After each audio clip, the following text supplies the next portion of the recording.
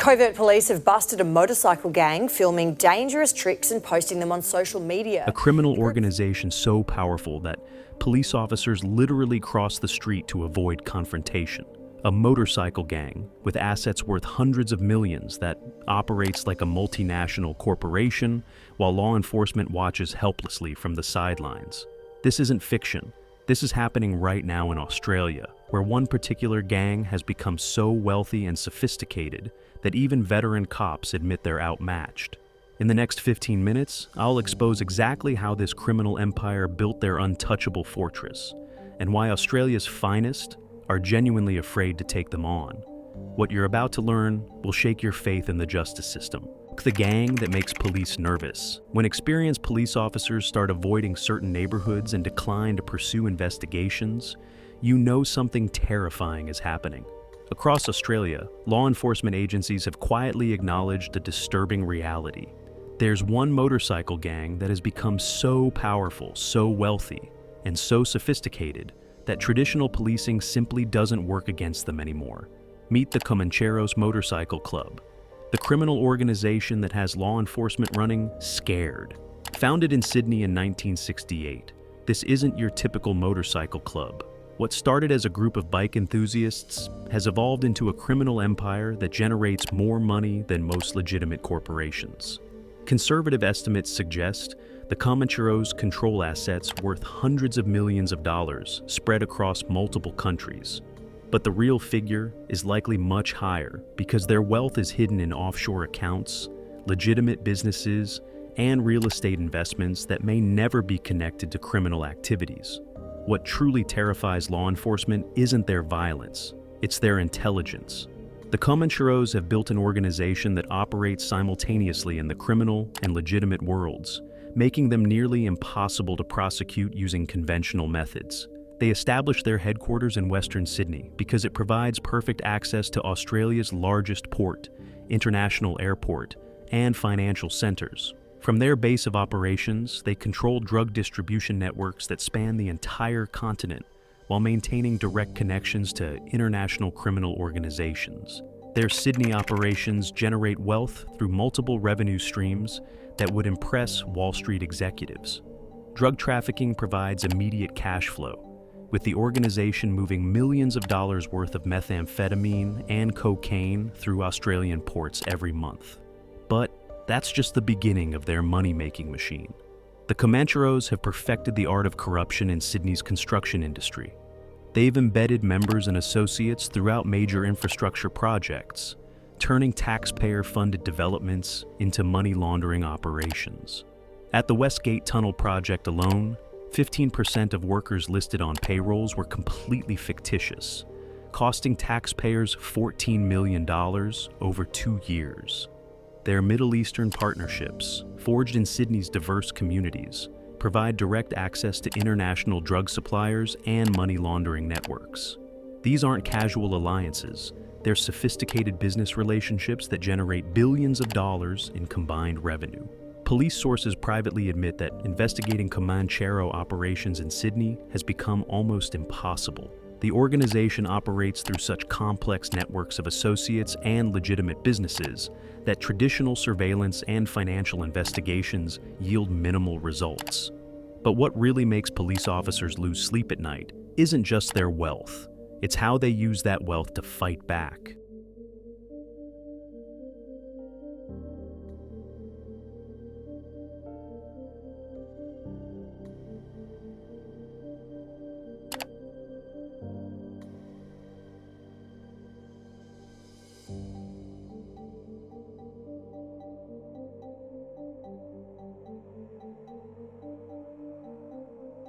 The fear factor. This organization has mastered the art of using Australia's court system as a weapon against anyone who threatens their operations. In 2010, Derek Wayne-Nohu of the Hells Angels successfully challenged New South Wales anti-gang legislation in the High Court. Not only did he win, but the government was ordered to pay him $300,000 in legal fees. This victory sent shockwaves through law enforcement because it demonstrated that motorcycle gangs could use the legal system to punish the government itself. The Comancheros learned from this precedent and took it much further. They now employ teams of expensive lawyers who specialize in finding constitutional flaws in anti-gang legislation. Every time police develop new tactics or politicians pass new laws, the Comancheros challenge them in the court, and they usually win. But their legal warfare goes beyond defensive tactics. The Comancheros have learned to use defamation laws, privacy legislation, and procedural requirements to tie up investigators in endless court proceedings. Police officers who pursue Comanchero investigations often find themselves facing personal lawsuits that can destroy their careers and finances. The psychological impact on law enforcement cannot be overstated. When police officers know that investigating certain criminals could result in personal financial ruin through legal action, they naturally become reluctant to pursue those investigations aggressively. The untouchable business model. The Comancheros have built their criminal empire on a business model that makes them virtually prosecution-proof. Unlike traditional criminal organizations that rely on secrecy and violence, the Comancheros operate through a hybrid structure that combines legitimate businesses with criminal activities in ways that make prosecution almost impossible. Their construction industry infiltration demonstrates this approach perfectly. The Comancheros don't just steal money from construction projects. They've become legitimate participants in the industry through their union connections. Members hold official positions as safety representatives, union delegates, and contractors, giving them legal authority to operate on government-funded work sites. When Comanchero affiliate Mark "The Blade" Smith collected $3,000 weekly for jobs he never performed, he wasn't technically stealing Dash, he was receiving payments authorized by legitimate union contracts. The fraud was built into the system itself, making it incredibly difficult for police to prove criminal intent. Their international drug trafficking operations follow the same model. Rather than operating as traditional smugglers, the Comancheros have established legitimate import-export businesses that handle both legal and illegal cargo. When police intercept drug shipments, they often find them mixed with legitimate commercial goods. The Comancheros' money laundering networks operate through hundreds of legitimate businesses across multiple industries. They own restaurants, real estate companies, construction firms, and financial services businesses that generate genuine profits while simultaneously washing criminal money. This business model creates multiple layers of legal protection that exhaust law enforcement resources. Esta international empire of fear.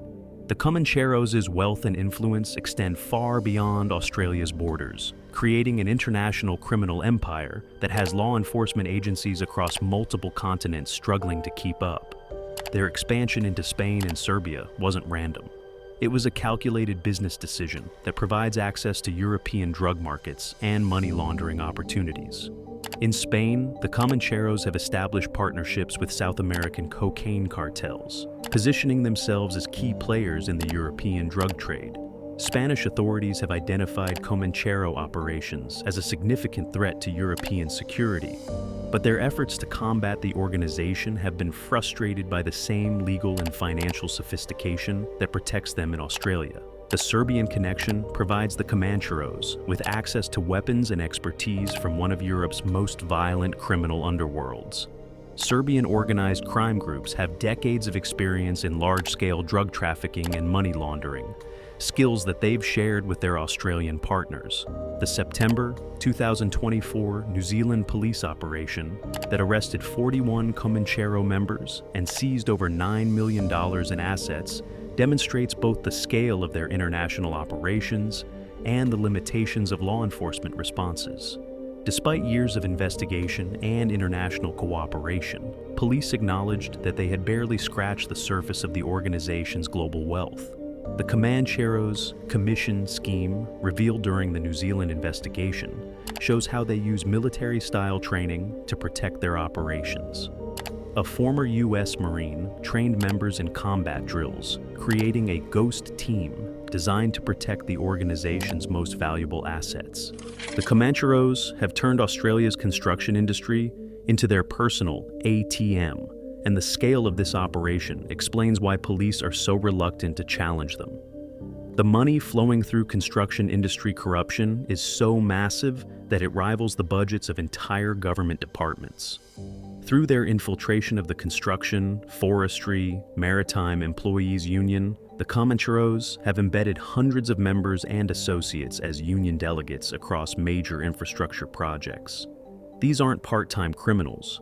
They're full-time employees collecting government paychecks while advancing the organization's interests. The beauty of this scheme is that it's almost impossible to prosecute.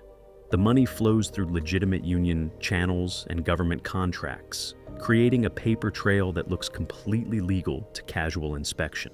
Even when investigators can prove that specific individuals are gang members, they struggle to demonstrate that their union activities constitute criminal behavior. Joel "Johnny Two Guns" Walker, a convicted enforcer, was appointed as a health and safety representative on the Footscray Hospital redevelopment project. Walker's job wasn't enforcing safety protocols. It was ensuring subcontractors donated to criminal networks. But because he held a legitimate union position, his presence was completely legal.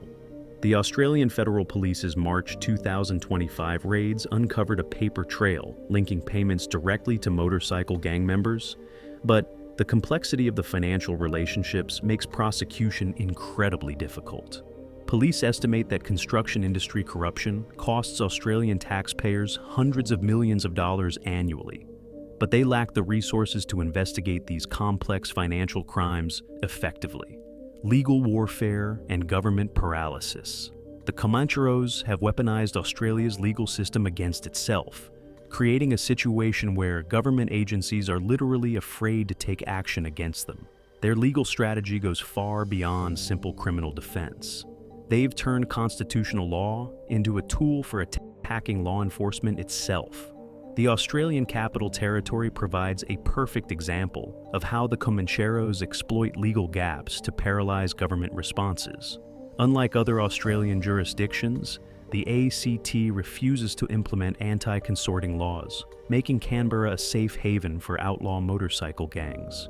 In 2024 and 2025, Canberra residents paid over $400,000 in police costs just to monitor Comanchero gatherings in their city. Taxpayers are literally funding police operations to babysit criminal organizations that travel to Canberra specifically because they can operate there without legal restrictions.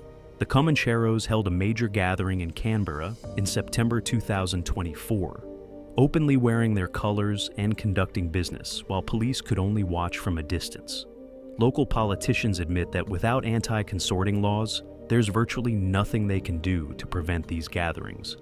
The abolition of the Australian Building and Construction Commission in 2022 created a regulatory vacuum that the Comancheros immediately exploited. The Fair Work Commission lacks the resources necessary to investigate complex financial fraud. As a result, motorcycle gang-related disputes in the construction industry rose 40% after the ABCC's dissolution.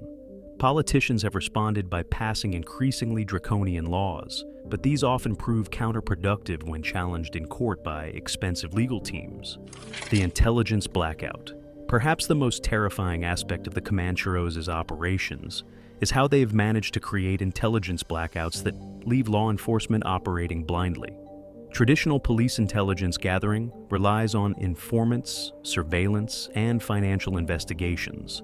But the Comancheros have neutralized all these approaches. Their network structure makes infiltration nearly impossible. New members are recruited through personal relationships and subjected to extensive background checks that would impress intelligence agencies.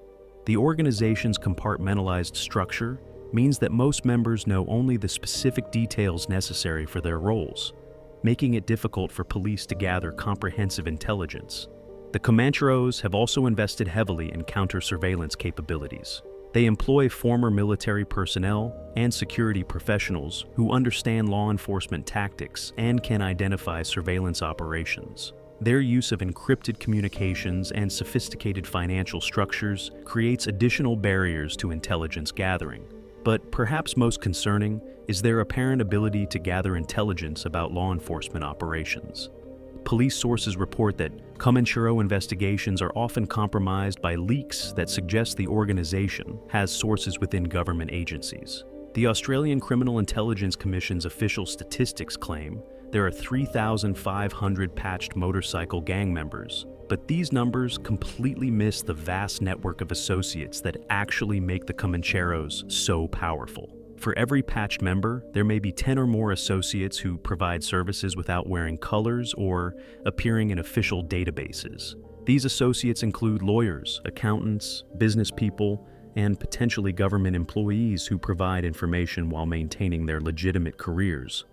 Conclusion: the inescapable reality. The evidence is overwhelming. The Comancheros have built a criminal empire that generates hundreds of millions of dollars annually while operating with virtual impunity from law enforcement.